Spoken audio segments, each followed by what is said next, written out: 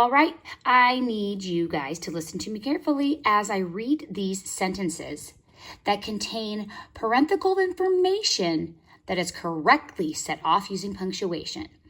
So what that means is, let me put that for you in a nutshell. You have parenthetical information that's set off, and if you were to remove that parenthetical information, the sentence would still make sense. What I mean is, if you look at this first one, heights, bugs, etc. show that we are all scared.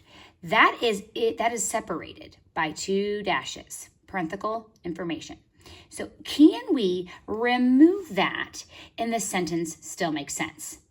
So essentially, can we cover that up? Well, I still need to have of something. The many fears that people have of something. So you need to ask yourself, is that correctly set off, or would those dashes need to be somewhere else for that sentence to make sense?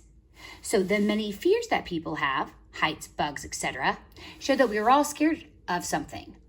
Can you take out the info in between the dashes and that be correct? I'm going to tell you right now, you better not pick that one. That one is not correctly set off. For it to be correct, your dash would have to be right here after etc. Because we could get rid of heights, bugs, etc. and the sentence would make sense. The many fears that people have show that we are all scared of something. So if you can take out what's separated, then it is correctly punctuated. The next one says, the first time I read my favorite book, but not the last, was when I was in 2nd grade. So go ahead and pull out, but not the last, and does that sentence make sense? If it does, without those, but not the last, then that is correctly punctuated. My neighbor, who is one of the kindest people I've ever met, works at a store. Here, we have the same idea, except they didn't use dashes, they used commas. And so can we take out what is in between the commas? Who is one of the, and does the sentence make sense? My neighbor, kindest people I have ever met, works at a store. So if it makes sense, you need to choose that as an answer. If it doesn't, you need to leave it alone because it's wrong. The next one says, I heard people can do anything if they try hard. It seems a little hard to believe. So now they used parentheses rather than dashes or commas. Same idea. You have a parenthetical, you have some offset information set inside of a set of parentheses. Sorry about that. Back to the question. So if I were to not have, it seems a little hard to believe if I were to get rid of that. I heard people can do anything if they try hard.